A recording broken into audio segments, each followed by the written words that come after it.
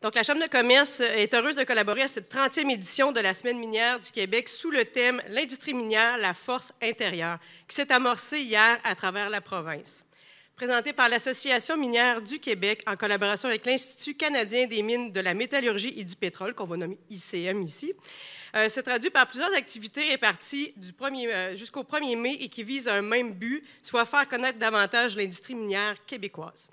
Les activités organisées dans le cadre de la Semaine minière permettent non seulement de découvrir le monde qui entoure les mines et leurs convictions, mais aussi de constater les derniers progrès, oui, et d'en apprendre plus sur les métiers qui y sont reliés.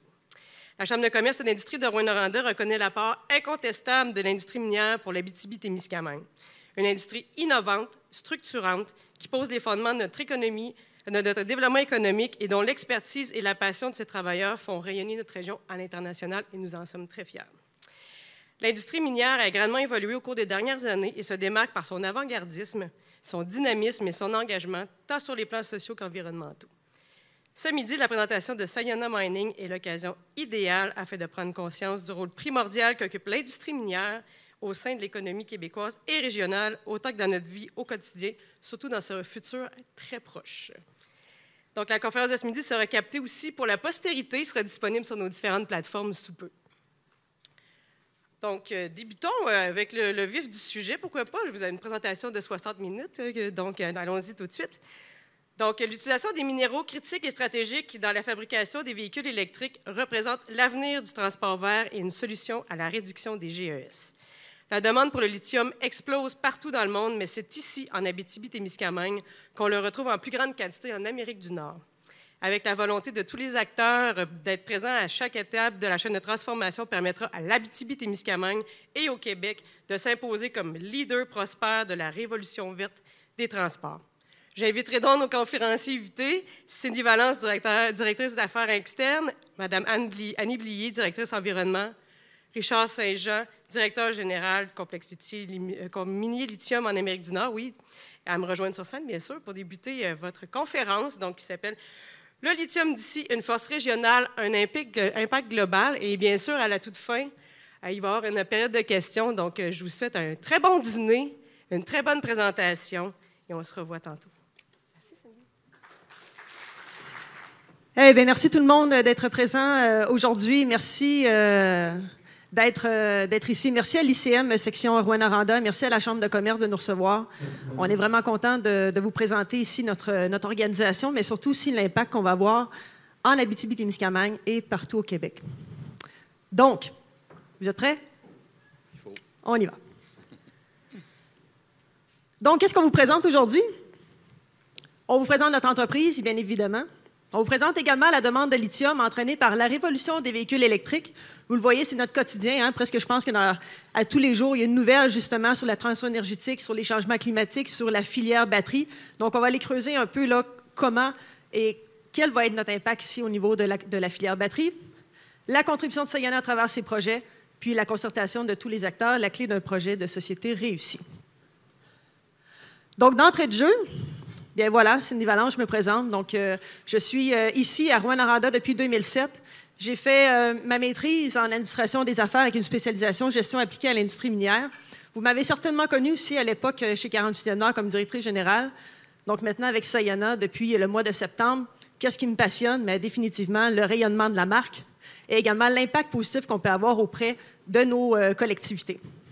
Donc, Annie. Oui, bonjour. Annie Blier, directrice environnement pour Sayona. C'est que de mon côté, je suis native de l'Abitibi, de Rouyn. J'ai 20 ans d'expérience dans le domaine de l'industrie minière, toujours en environnement. Puis j'ai un baccalauréat en biochimie et une maîtrise en environnement. Donc, j'ai décidé de me joindre à l'équipe de Sayona pour relever le beau défi et les belles réalisations qui nous attendent. Bonjour, c'est ça. Moi, Richard Saint-Jean. Pas mal une couple d'années d'expérience là aussi dans le domaine minier, là, plus de 30. J'arrête à 30 normalement, parce que je commence à trouver ça vieux après. Ça fait que c'est ça. Moi, j'ai fait une technique minière, c'est ça ma formation. J'ai fait exactement ici à Rouyn-Noranda. Je vais juste dire, il y a plusieurs années aussi. Il ne faut pas me limiter à ça. Mon bagage, c'est ça. J'ai touché pratiquement beaucoup de sphères d'activité dans le domaine minier, là, que ce soit dans la construction, le démarrage, l'ingénierie, les projets environnementaux, permis. Je pense que j'ai touché à beaucoup de sujets. Fait que ça résume, puis je suis content d'être là pour, justement, repartir le projet de Lithium Amérique du Nord, puis de pouvoir diriger là, la mine là, pour une production future. Merci. Je suis très heureuse de faire cette présentation-là avec mes deux collègues. Puis, Richard l'a très bien mentionné, hein, on est heureux d'être ici, surtout pour relancer les opérations de Lithium Amérique du Nord. Donc, Sayona, qui qu'on est? Bien, on se positionne comme une solution à la transition énergétique. Okay? On a un important portfolio, tant à la fois en exploration que bientôt, on va l'entendre, en extraction. Puis on se positionne au niveau des 3 maillons de la chaîne de valeur. Okay? On va la voir tout à l'heure au niveau de la chaîne de valeur. Elle a 7 maillons. Sayona a un impact contribuable quand même assez majeur au niveau de ces maillons-là. Puis, définitivement, l'ensemble de ces projets-là qu'on fait avec vous, on veut vraiment que ce soit des éléments de fierté puis qu'on soit content d'avoir ces infrastructures-là, d'avoir des projets, justement, qui portent l'ambition, justement, d'avoir un impact positif sur la transition énergétique et les changements climatiques. Donc, l'équipe de leadership, Sayona, on est 100% ici au Québec. Okay? On a également, on a notre président et chef de la direction, M. Laliberté. Vous l'avez peut-être connu aussi à l'époque, là, dans les débuts. C'était pas mal lui, souvent, qui venait faire les présentations.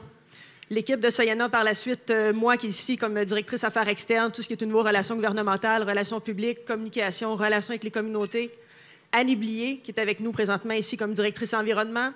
Yves Desrosiers, directeur technique et projet, que vous connaissez fort probablement, qui était aussi l'ancien directeur général de Lithium Amérique du Nord dans les dernières années.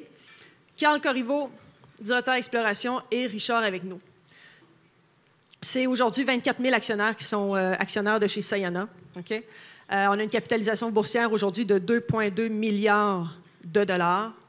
Fait intéressant, outre le cours de la bourse, ce que ça témoigne, c'est la volonté et la confiance des investisseurs qu'ils ont en nos projets, mais surtout aussi les moyens que nous avons pour réaliser l'ensemble de nos ambitions de tous ces projets-là. Fait intéressant, si aujourd'hui Sayona était au TSX, à la Bourse de Toronto, on serait classé 29e comme entreprise.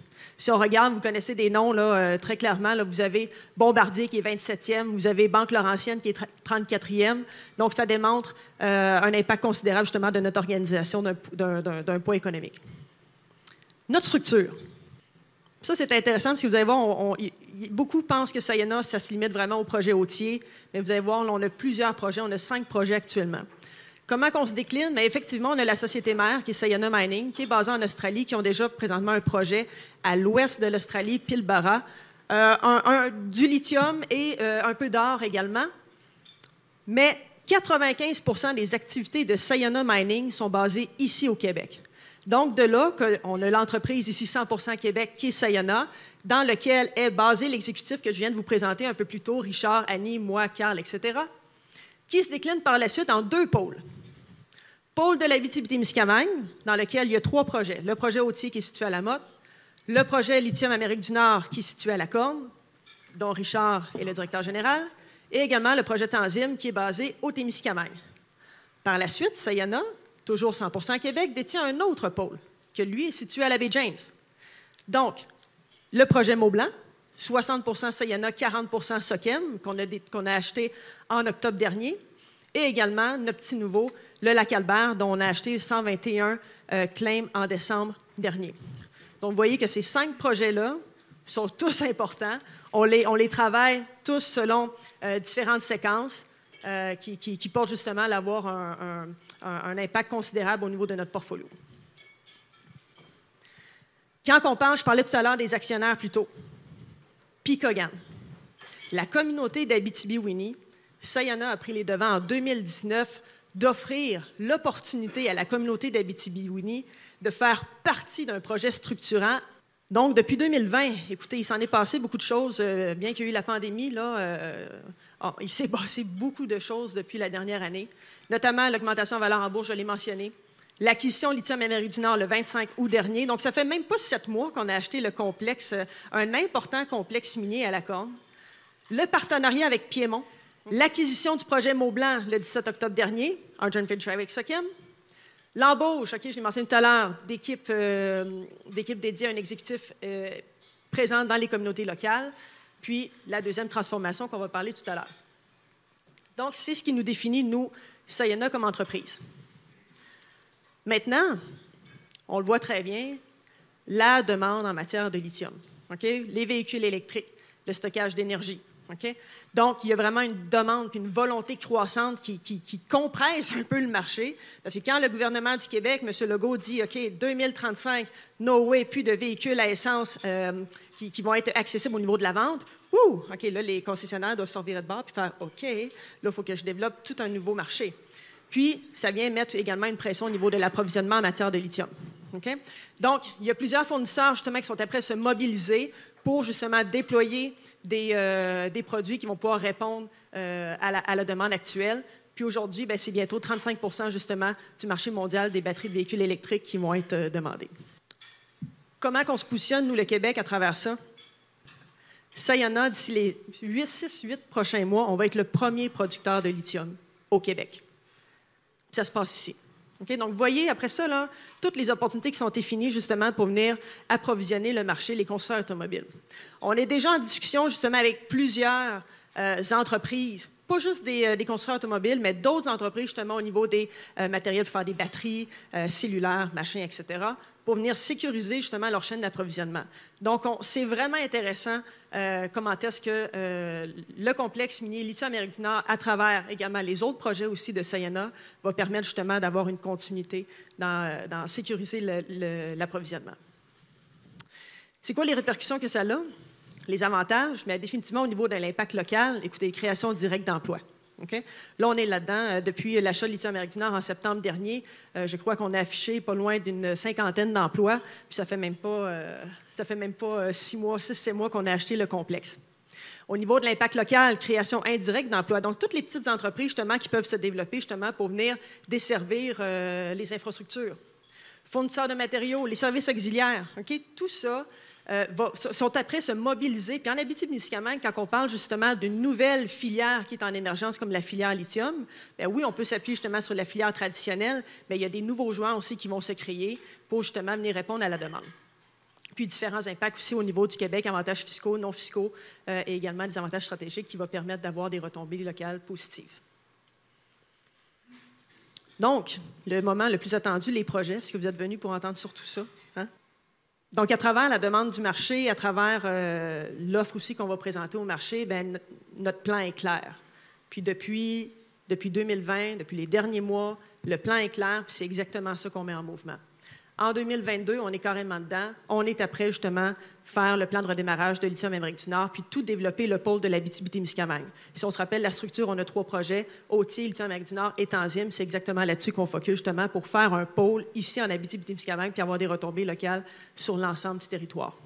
Connaissance du gisement Mont-Blanc et du pôle de la baie James, puisqu'effectivement, en parallèle, on a un projet extraordinaire qui est Mont-Blanc. Encore ce matin, il y a eu des annonces, des belles découvertes qui ont été annoncées.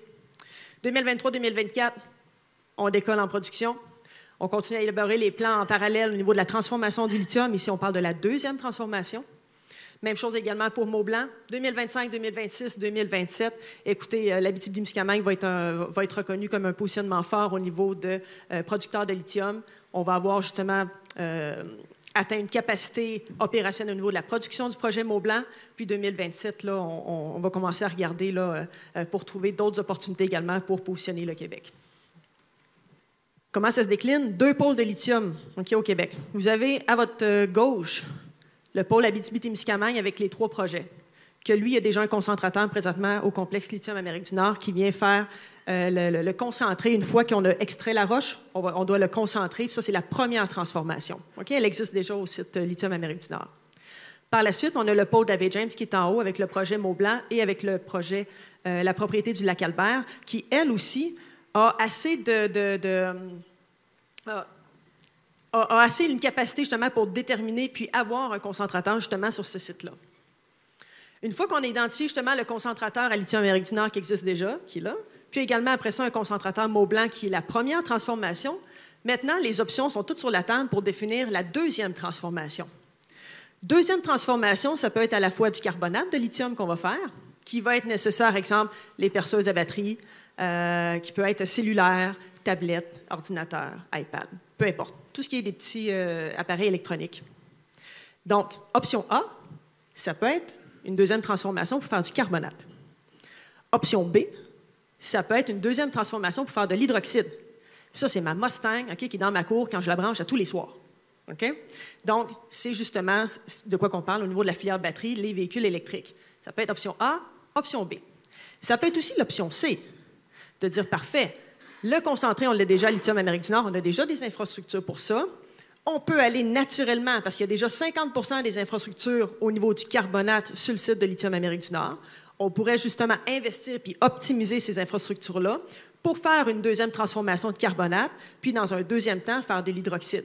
Donc, on peut soit faire concentré carbonate d'un coup, concentré hydroxyde d'un coup, ou le faire en deux temps, concentré carbonate hydroxyde.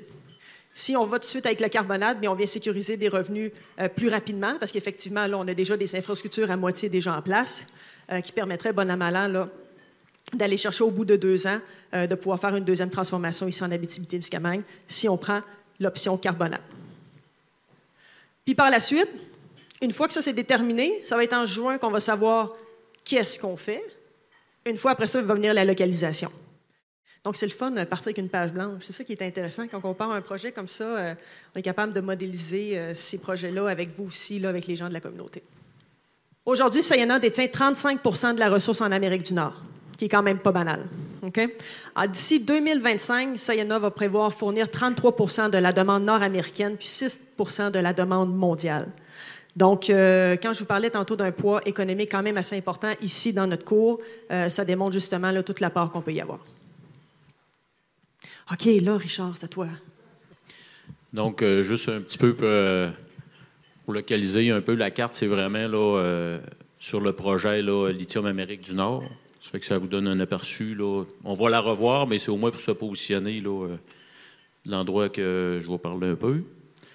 Fait que ici, c'est vraiment là, le concentrateur à la corne. Donc, une des très belles acquisitions que Sayona a fait, bien, c'est les installations justement de la corne. Le concentrateur qu'il y a là a déjà produit. La mine a déjà été minée aussi. Donc, c'est un actif extrêmement important à avoir. Puis c'est ça qui nous permet aussi de faire un positionnement, un peu comme Cindy a mentionné, un positionnement stratégique. Donc, parce que si on regarde aujourd'hui, le temps de partir un projet, le temps de faire les permis, les demandes, puis l'autre aussi variable qui arrive présentement, des fois qu'on sous-estime, mais s'il y en a qui font des achats, c'est la livraison des équipements, là, avec tout ce qui se passe un peu sur la planète. Là. Ça fait qu'on a encore un atout important d'avoir je disais équipement, mais on va dire ce site-là. Donc, c'est un très beau positionnement qui nous donne un très, très grand avantage pour se positionner sur le marché, pour être dans les premiers. Puis, c'est ça, on est en train de faire les améliorations pour être encore plus performant. Donc, si sur la diapo qu'il y a là, ça fait que ce que ça nous permet, c'est un petit peu ce que j'étais en train de mentionner, d'avoir fait l'acquisition de Lithium-Amérique du Nord, ça nous permet aussi, avec le projet d'Autier, de faire une fusion, de mettre les projets en partenariat, on va dire. Ça fait que c'est important pour les opérations. Ça nous permet d'avoir une stabilité aussi plus grande sur l'opération, parce qu'on va pouvoir mélanger les minéraux. Ça nous permet aussi, une des qualités qu'il y a pour le gisement. Des fois, on dit souvent un gisement, c'est ce que tu as dedans, mais souvent, c'est ce que tu n'as pas aussi, les impuretés. Donc, nous, présentement, avec le dépôt qu'on a, le seul, on va dire, intrant qu'il faut tenir compte, c'est le fer, pour être sûr de ne pas qu'il ne se retrouve pas avec notre concentré. Ça fait que on va être capable d'offrir une belle uniformité là, dans l'alimentation de l'usine, en utilisant les deux sites pour l'alimenter. Là-dessus aussi, ça nous permet d'ajouter une grande durabilité aux deux projets. Si on cumule les deux projets ensemble, bien, on est rendu à au-dessus de 28 ans de vie d'opération. Donc, puis il y a encore du potentiel. Comme on voit, là, Sayona est assez actif sur tous ces projets.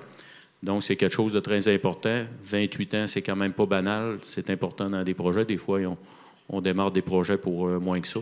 Ça fait qu'il y a une belle synergie là, en ce moment là, entre les deux projets.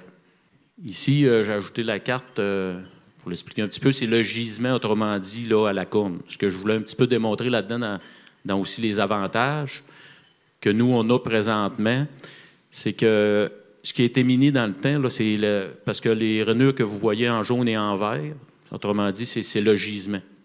Ça fait que c'est les veines qu'on a dans le gisement. C'est une vue sur le dessus, là, une vue en plein. Donc, la partie verte, c'est la partie qui a été minée dans le passé, parce qu'il n'y avait pas accès, à cause d'infrastructures puis de permis, à la partie qu'on voit en jaune. Donc, ce que ça faisait comme contrainte, c'est que dans la partie verte, vous voyez, les veines sont beaucoup plus petites. Donc, il y avait à miner des fois des zones de seulement 2 mètres, 2,5 mètres de large. Puis, une des problématiques que ça cause, bien, ça fait de la dilution quand tu viens alimenter l'usine. Donc, ça diminue tes teneurs d'alimentation. Nous, avec le redémarrage qu'on va faire, ça fait que si vous voyez un peu, c'est visuel, ça fait que nous, on va avoir accès à la partie jaune. Ça fait que on voit un peu la différence de largeur. Ça fait que là, on va avoir même accès à des bandes de 30 mètres de large. Donc, c'est extrêmement significatif. Puis ça va nous aider beaucoup à avoir un contrôle, un bien meilleur contrôle sur la dilution pour alimenter l'usine. Fait que dans le plan minier, bien, effectivement, on va éliminer dans les parties les plus, on va dire, faciles au moins, qui vont nous imposer moins de contraintes. Donc, c'est une partie extrêmement importante pour nous. Puis je mets cette photo-là, ça fait que c'est pour ça que je l'ai inclus dans la présentation.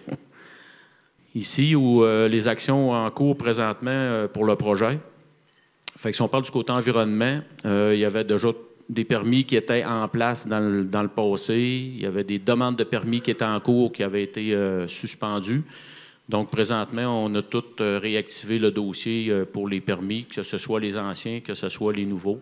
Fait que présentement, on a au-dessus de 90 là, des permis qui sont complétés là, pour faire le départ de nos opérations.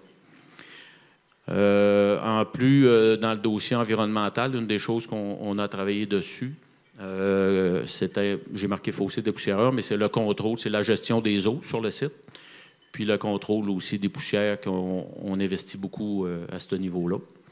De plus, très important et non négligeable, souvent on entend parler de la garantie financière. Donc, nous, la garantie financière est déjà déposée aussi pour le plan de restauration. Fait que c'est quelque chose aussi qui est fait. Ça, des fois, c'est un élément extrêmement important. Puis parce qu'il faut faire accepter un plan, puis après ça, évaluer les valeurs. Ça fait que nous, ça, c'est fait.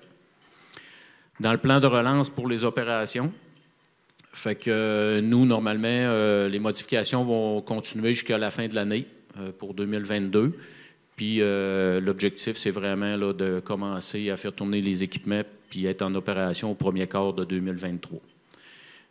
Jusqu'à date, pour l'année, bien, on fait encore plusieurs milliers de dollars d'investissement pour corriger certaines petites lacunes qu'il y avait pour le procédé puis le rendre un petit peu plus fiable pour les opérations. L'autre chose qui a été faite, on a aussi mis à jour l'étude de faisabilité pour inclure ou amalgamer les deux projets ensemble, quand on parle de Lithium Amérique du Nord puis du projet dossier. On a aussi, au niveau communauté, on a fait la relance de notre comité de suivi. Donc, à date, il y a déjà 2 rencontres qui ont été tenues pour informer de l'évolution, puis tenir les gens informés, puis de pouvoir leur permettre aussi de poser des questions, parce que souvent, c'est l'information qui est importante à partager. Puis, ces gens-là, comme proches du projet, bien, ils ont des fois des préoccupations, donc on les partage, puis ils ont accès à nous. Puis, on a toujours aussi des rencontres avec les parties prenantes qui font partie du projet aujourd'hui. Ça fait que les relations communautaires, c'est extrêmement important. Ça fait que, dont les gens qui sont avec nous, qui nous entourent. Cindy fait une très, très bonne job à ce niveau-là. Fait que, on est chanceux. Puis, tantôt, dans ce que aussi Cindy mentionnait, il va y avoir aussi, il y a des études qui vont être déposées là, prochainement, qui normalement est supposée être au mois de juin, sur des projets de deuxième transformation. Donc, présentement, on ne sait pas dans quelle voie qu'on va se diriger, mais il y a une volonté très, très forte de Sayona de faire une deuxième transformation au Québec. Donc, c'est la volonté là, de la compagnie de se rendre vraiment à deuxième transformation. Puis, il y a beaucoup là, de volonté. Bien, on le voit nouer sur le marché, le gouvernement. Les messages, je pense, sont assez forts pour pouvoir se rendre et atteindre ce niveau-là. Le gros défi de plusieurs entreprises, on n'est pas les seuls. Je pense que tout le monde pourrait partager ça. C'est le défi de l'embauche. Fait que présentement, on travaille sur aussi nos stratégies là, justement d'embauche pour voir comment on va réussir aussi à atteindre nos objectifs. Donc, pour l'année, on parle de 200 employés pour repartir les opérations, que ce soit nos employés à nous ou des employés sous-contractants. Présentement, on est à 30 employés environ de Sayona au site, puis environ 35-40 sous contrat. Fait que, on sait que c'est un gros défi. C'est pour ça qu'il faut essayer de bien établir notre plan, notre stratégie d'acquisition de main-d'œuvre. C'est là-dessus qu'on travaille aussi présentement. Puis si on parle un peu, qui peut être intéressant aussi pour vous de partager, c'est vraiment là, les retombées présentement. Donc, à date, depuis le début de l'année, on a 8 millions d'engagés là, avec des gens pour justement la relance et la modification des équipements du site du concentrateur. Ça fait que ça, c'est vraiment juste depuis janvier 2022. Puis vous pouvez voir les noms là, déjà des gens qui sont au site et qui font affaire avec nous là, pour les travaux qu'on a à faire. Ça fait qu'on est quand même content. On considère que c'est un montant important, 8 millions. Ça fait que. Puis, oui, c'est ça, je peux te dire. Puis c'est pas encore fini. Là. On est toujours en cours d'ajout aussi d'items à faire. Ah, là, je vais passer à ma collègue, Annie. Donc, dirigeons-nous maintenant vers le projet Authier. Le projet Authier est situé à 70 km du site de la Corne. Donc, depuis quelques années, le projet Authier a grandement évolué, mais surtout depuis l'acquisition de Lithium Amérique du Nord, ce qui nous a aidé à réduire de beaucoup là, notre empreinte environnementale. Grâce à l'acquisition de Lithium Amérique du Nord, donc on n'aura aucun équipement de transformation ou de concentration sur le site, aucun parc à résidus non plus. Tout le minerai là, qui est produit à Authier va être traité à Lithium Amérique du Nord. Donc, en fait, le site va s'apparenter à une carrière. Et puis également, bien, il n'y a aucun impact sur l'escarre de Saint-Mathieu-de-Berry. Je vais y revenir un petit peu plus tard. Et puis, comme que Richard l'a mentionné aussi tantôt, bien, maintenant, la durée de la vie de la mine a passé de 14 ans à 28 ans. Donc ici, on peut voir un petit schéma là, du projet Authier modifié. Donc, comme j'ai mentionné, plus d'usines, de concentration, de concassage. Sur le site, il va simplement rester là, un garage pour l'entretien des véhicules mécaniques et puis un bâtiment administratif. Ici, si on voit un petit peu, c'est un dessin en 3D là, de l'escarre de Saint-Mathieu. C'est qu'on voit, ici, on a la fosse et puis ici, la halle d'Astéril. Donc, on peut voir que l'élévation de la fosse est à 330 mètres, puis l'altitude de l'escarre est à 380 mètres. Donc, il faudrait que la goutte d'eau puisse parcourir une montée là, de 50 mètres. Et puis ici, également, on voit les deux bassins versants. Sur l'escarre, il y a également là, une portion, là, que c'est une zone sèche de 1,2 km. Donc, notre goutte, il faudrait qu'elle réussisse à monter 50 mètres et puis ensuite qu'elle parcourt 1,2 km sur une surface sèche. Donc, ici, on peut voir encore une fois là, les installations, la fosse et l'halle d'Astéril. On est situé à 13 km là, du site de prélèvement de la société ESCA et à 20 km là, des sites de prélèvement de la ville d'Amos. Donc, les différentes actions qui se passent en ce moment sur Authier, c'est que cet été, on a fait des études de caractérisation écologique des milieux. On va encore retourner sur le terrain à l'été 2022. On a fait aussi l'échantillonnage de l'eau souterraine. Donc, on a une vingtaine là, de puits d'observation qui sont sur le site. Et puis également, en ce moment, on est en train de préparer un amendement à l'étude d'impact. Comme j'ai mentionné, l'achat de Lithium Amérique du Nord a tout redessiné le projet. Et puis en ce moment, on est retourné là, à l'étape de l'étude d'impact et de l'amendement. On s'attend à le déposer autour de juin et de juillet. Puis ensuite, on va faire la préparation là, pour le BAP. Cet été, on a réalisé aussi une campagne de forage. Et puis en ce moment, on est un petit peu aussi au niveau de l'ingénierie, là, comme Richard l'a mentionné. On est en train de mettre à jour l'étude de faisabilité. Ça devrait sortir d'ici la fin du deuxième trimestre. Et puis également, là, on est en train d'effectuer également là, des tests métallurgiques pour la performance du minerai d'Authier. Au niveau de la communauté, Sayona, on a conclu une entente là, avec la municipalité de La Motte pour compenser la perte des taxes foncières, étant donné que le projet avait été réduit. Puis également, on poursuit toujours les activités du comité de suivi qui avait été mis en place. Donc, depuis le mois d'août, on a eu 3 rencontres avec le comité de suivi. Puis également, notre volonté, on aimerait s'engager à utiliser une flotte d'équipements verts lorsque la technologie va être disponible. Maintenant, déplaçons-nous dans le nord du Québec au projet Mont-Blanc. Donc, le projet Mont-Blanc est situé à une centaine de kilomètres au nord de Chibougamau. Donc, ça fait partie, en fait, du pôle de développement de la baie James. En ce moment, on a une campagne de forage qui a débuté au mois de janvier, est encore en cours jusqu'à cet été. Donc, le but, là, c'est toujours de déterminer le gisement. On poursuit également, là, cet été, on va retourner sur le terrain pour faire une étude de base environnementale au niveau faunique, floristique, poissons, tout. Qu'est-ce qu'on a besoin des données là, pour avoir un état de référence du site. Puis également, on va débuter une étude de faisabilité pour l'implantation du concentrateur. Puis également, juste avant la fin de l'année, dans le mois de décembre, on a acquéri 121 nouveaux claims qui sont la propriété du lac Albert, situé un petit peu plus à l'ouest de Mont-Blanc. J'avais juste mentionné une dernière chose aussi pour Mont-Blanc. Donc, c'est ça, en ce moment, la campagne de forage, il y a un communiqué qui est sorti hier, et puis ça a démontré là, des très belles zones de minéralisation. Donc, encore une fois, là, ça démontre le fort potentiel de développement là, du pôle de la baie James et du nord du Québec. Donc, je vais repasser la parole à Cindy. Donc, l'importance de mettre ces 5 projets-là en action et rapidement. Pourquoi? Parce qu'actuellement, la route de lithium a un impact considérable au niveau de l'environnement. En ce moment, il n'y a aucun producteur de lithium ici au Québec, même pas au Canada. Okay? Où c'est qu'on l'extrait? Soit au Chili ou en Australie.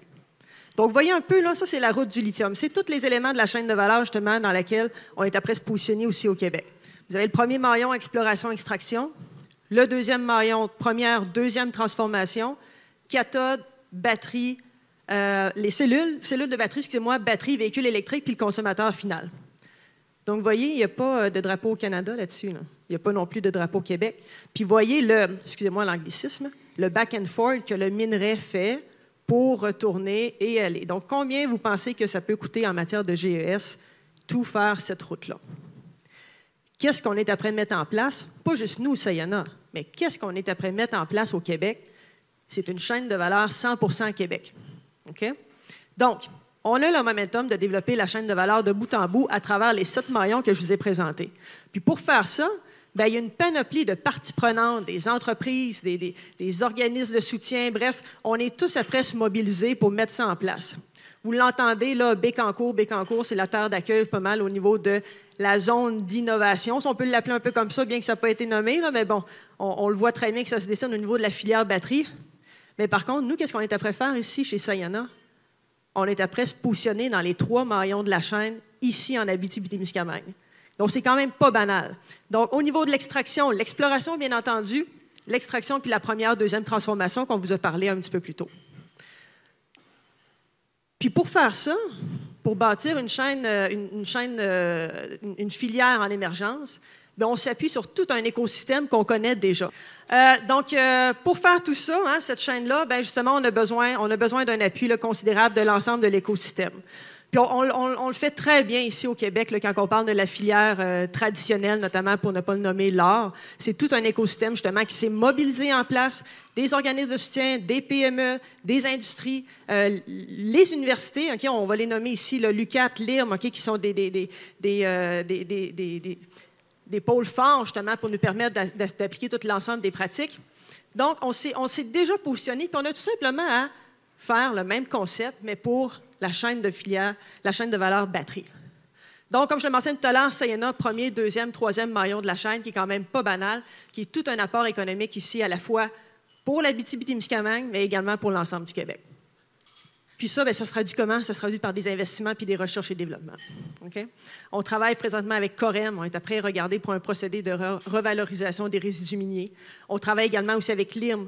On travaille également aussi avec, je salue Simon, avec le MERN, qu'on a des projets de recherche au niveau des tests géo-environnementaux, géométallurgiques, notamment pour le projet Tanzim au Témiscamingue. Mais également aussi, on a fait un dépôt pour Mont-Blanc. Donc, différents projets de recherche et développement qui nous permettent justement d'arriver à appliquer les meilleures pratiques puis toujours être innovants en continuité avec les meilleures solutions possibles, avec vous, bien entendu. Hey, Ecologo, je pense que c'est la première fois que je mets cette diapositive-là dans une présentation. On est assez contents, on est assez excités d'embarquer dans la démarche Ecologo. Ecologo, qui est une initiative de l'AEMQ, okay? Je ne sais pas si vous êtes familier avec Ecologo, qui vise justement à avoir une certification qui permet d'appliquer l'ensemble des meilleures pratiques de l'industrie minière dans l'exploration, tout ce qui touche au niveau de la responsabilité sociale de l'entreprise, sociétale, environnementale et de gouvernance. Donc, Annie et moi, on s'est embarqués là-dedans sans... Tout le monde nous disait c'est de l'ouvrage. On s'est dit, bon, on est capable d'en prendre. C'est aux 2 semaines, 3 heures qu'on se met là-dedans. Merci. Donc, écoutez, le planning, de par ma volonté, j'ai dit à Annie, j'ai dit, on strike ça what away. Donc, juillet, on va avoir terminé puis avoir la certification. Donc, on est content d'embarquer dans ce mouvement-là pour l'ensemble de nos projets en exploration. Puis tout ça, on achève. Tous ces projets-là qu'on met en valeur, on parlait tantôt des organismes de soutien, recherche et développement, etc., mais on ne pourra jamais réaliser l'ensemble de ces projets-là sans la participation, sans la volonté, sans être à l'écoute, sans mobiliser l'ensemble de nos communautés d'accueil et des communautés des Premières Nations avec lesquelles, justement, on collabore. Vous voyez ici, là, j'ai mis là, en cercle rouge, là, puis là, vous allez me dire, on la voit souvent, cette diapositive-là, mais elle, je vais la traduire autrement. Le projet Autier, le projet Lithium-Amérique du Nord, le projet Tanzim, à eux seuls, au niveau du pôle de l'Abitibi-Témiscamingue, okay? La 109 et la 111, avec mon véhicule électrique, là, je dois la faire au moins 4-5 fois par semaine. Zoom, zoom, zoom. Okay?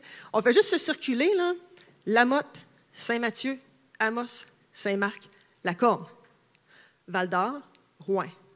Tous ces gens-là, ils ont toutes des préoccupations, des bénéfices attendus complètement différents de l'une de l'autre. Donc, c'est un défi super intéressant quand on parle d'être à l'écoute, quand on parle de collaborer, quand on parle de co-créer un projet, parce qu'on est après bâtir ça, mais comment justement qu'on est capable de le faire avec eux. Donc, c'est quand même pas banal. Puis là, après ça, je ne me suis même pas encore déplacée à la baie James. Okay? Puis là, je ne parle même pas non plus des communautés des Premières Nations qui sont chères à nos yeux. Ici, on a le lac Simon pour le projet Lithium-Amérique du Nord.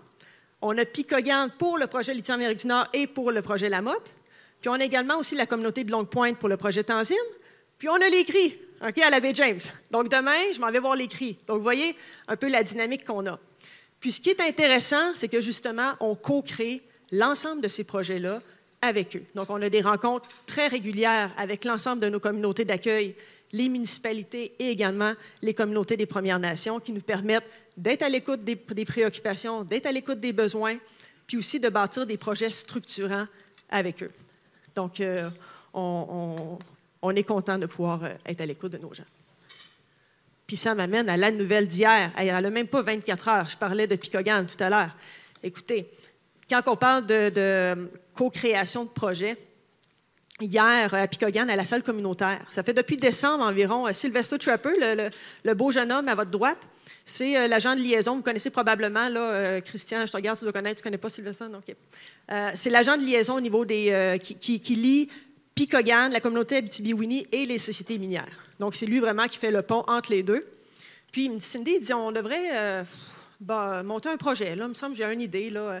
Il y a une demande au niveau des femmes artisanes de mettre en place un comité structurant dans lequel ils vont pouvoir transférer tout le savoir-faire de la culture traditionnelle culturelle.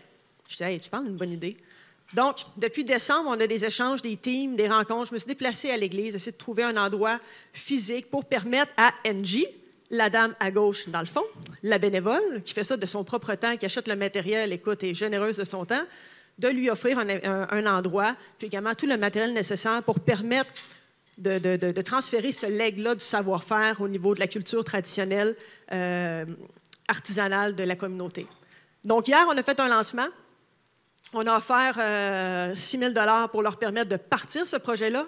Mais outre le montant d'argent, ce qui est intéressant, c'est comment qu'on est venu à initier ce projet-là depuis décembre avec des nombres de rencontres, avec des rencontres team présentielles, etc. Donc, c'est un beau projet qu'on a fait avec eux. Puis, outre la communauté de Picogan, même chose aussi au niveau de nos collectivités, notamment le Mont Vidéo. Le Mont Vidéo, ils vont sûrement l'annoncer très bientôt. On a un beau projet aussi qui est avec eux au niveau de la revalorisation du sentier pédestre. Donc, on va injecter pas loin 25 à 30 000 $ dans les prochaines semaines, justement, pour leur permettre d'avoir des infrastructures de sécurité, puis aussi tout revaloriser, tout le sentier d'interprétation. Même chose à la Corne, des vélos électriques. Écoutez, c'est super intéressant d'investir dans des projets, justement, qui sont liés avec notre secteur d'activité. Donc, différentes initiatives comme ça. Puis ça, bien, ça se bâtit en être là, juste être là. Bien, on est là, le dessert arrive, donc je pense que j'arrive juste à point. Sayona, quels sont nos atouts pour devenir le prochain, pas juste le prochain, le premier leader de production de lithium en Abitibi-Témiscamingue et au Québec? Bien, définitivement, écoutez, c'est pas pour nous vanter, mais on détient la recette optimale et gagnante pour mettre en valeur justement la qualité du gisement, donc la qualité du concentré de spodumène, qui va nous permettre après ça d'aller chercher la qualité optimale au niveau de la deuxième transformation. Lithium Amérique du Nord, c'est le seul projet de hard rock, de roche dure, qui est en Amérique du Nord, puis qui a miné au cours des 60 dernières années. Donc, on a déjà une connaissance du gisement, puis on a déjà une expertise qui est bâtie ici au Québec. Donc, on a tout simplement à perdurer ça. J'ai mentionné tout à l'heure, on détient 35 % de ressources en Amérique du Nord. On a une confiance des investisseurs, on a également une confiance de la communauté, on a une confiance aussi de la communauté des affaires. Donc, ça nous donne des ailes pour poursuivre notre plan. Une proximité avec la communauté d'accueil, je l'ai mentionné tout à l'heure, qui est chère à nos yeux. Notre intention de faire la deuxième transformation d'ici les 5 prochaines années. Puis une vision exprimée là, définitivement par le gouvernement en place, à la fois le ministère de l'Économie, le MERN et également Investissement Québec, qui nous permettent tout ça d'être la recette gagnante pour nous permettre d'être le prochain producteur de lithium ici, chez nous. Voilà.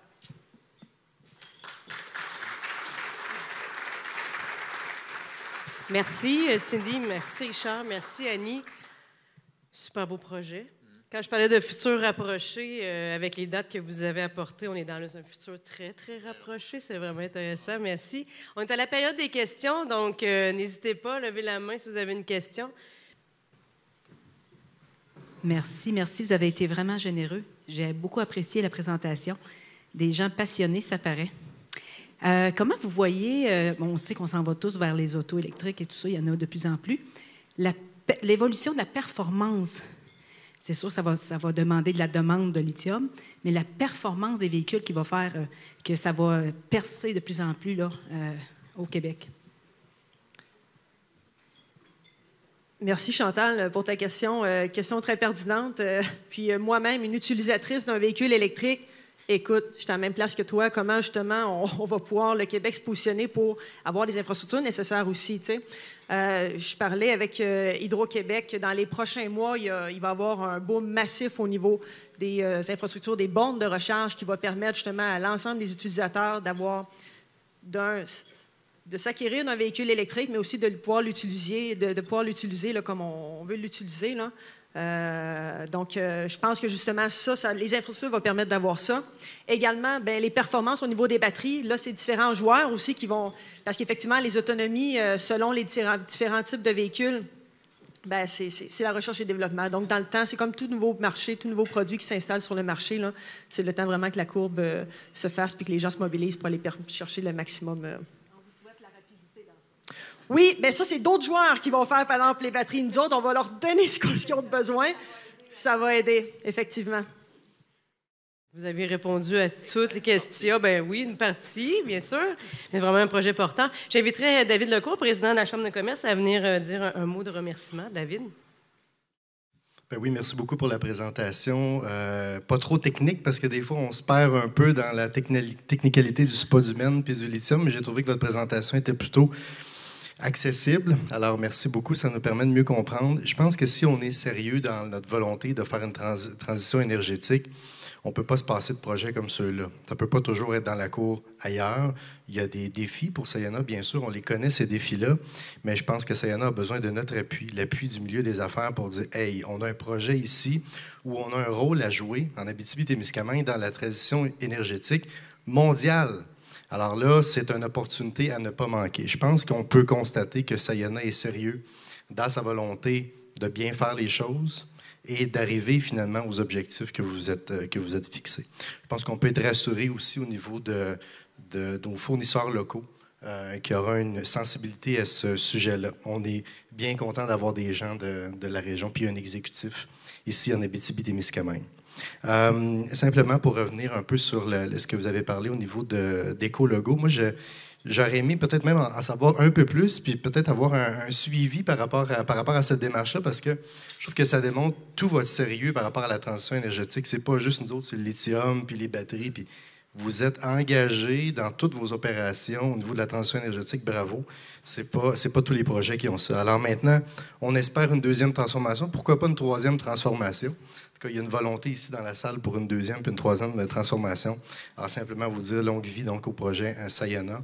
Et vous pouvez compter sur l'appui de la communauté d'affaires de l'Abitibi-Témiscamingue au grand complet pour votre projet. Bravo, merci. Merci.